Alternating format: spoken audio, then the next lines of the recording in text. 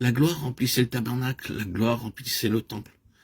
Maintenant, elle n'a pas rempli quelque chose qui est une préfiguration, un simple type, mais la réalité. La gloire est la satisfaction de Dieu à l'égard de ces questions de la justice. Et vous et moi, nous ruinons notre appartenance à l'Église dans le sens spirituel dès que nous avons un doute à l'égard de la satisfaction de Dieu. Comment est-ce que vous pouvez prêcher l'Église si vous êtes encore malheureux et sans assurance, même à l'égard de votre propre salut? Vous niez l'Église. Vous vous mettez virtuellement en dehors d'elle. Dans un sens spirituel, quand vous êtes dans cette condition, l'ennemi frappe l'Église. Quand il parvient à faire douter un de ses membres de son salut, après avoir connu ce salut. C'est une œuvre redoutable, car nous sommes en lutte contre un système abominable. C'est pourquoi cette lettre aux Éphésiens 3,21 parle de l'Église. Et elle doit forcément nous conduire à combattre contre les principautés et les puissances, les despotes mondiaux qui gouvernent ces ténèbres. Vous pouvez parler des forces néfastes et combattre contre elles dans la prière, mais rappelez-vous de cela. Si vous avez le plus léger doute à l'égard de votre salut, le sol se dérobera sous vos pieds dans cette lutte contre l'ennemi. Vous pourrez dire, je prends toute l'armure de Dieu, mais l'ennemi sera dans l'armure et vous serez impuissant. Parlez-en de la manière que vous le voudrez, mais vous serez battu avant d'avoir commencé à lutter.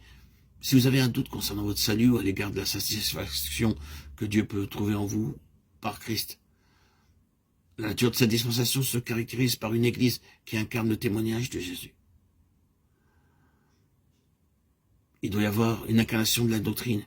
Et si vous le permettez, il est clairement révélé qu'il y a des degrés de gloire, parce qu'il y a des degrés qui nous feront entrer dans ce que signifie la mort, la résurrection, l'ascension et la glorification du Seigneur Jésus.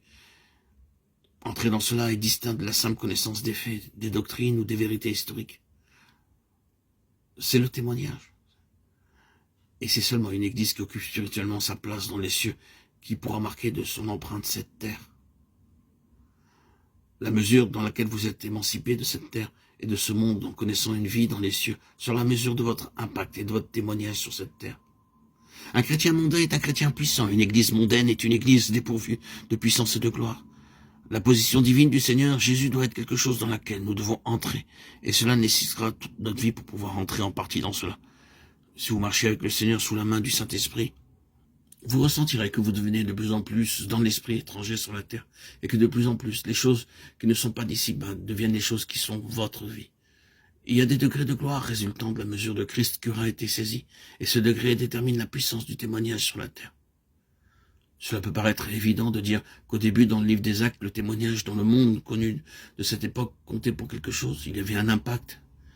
Et on pouvait parler de ces hommes qui avaient mis le monde sans dessus-dessous, Acte 17:6. Il y avait une immense influence, un ascendant. Satan était puissamment actif, mais il était sans cesse battu. Et pourquoi? Parce que le peuple du Seigneur avait une grande mesure de la gloire de Christ. Par le Saint-Esprit, cette gloire était venue dans l'Église, et c'est pourquoi l'Église pouvait servir ainsi de témoignage. Notre démarche consiste à montrer quel évangile nous avons reçu.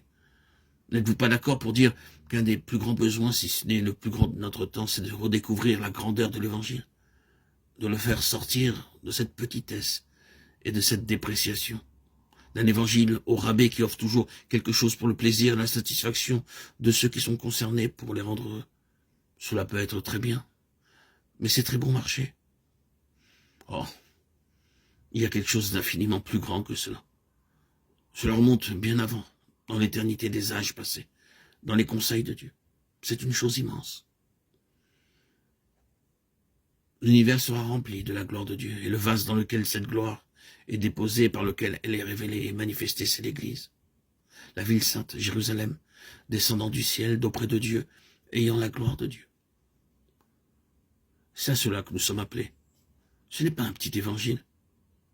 C'est l'évangile de votre salut, mais aussi le mystère de l'évangile.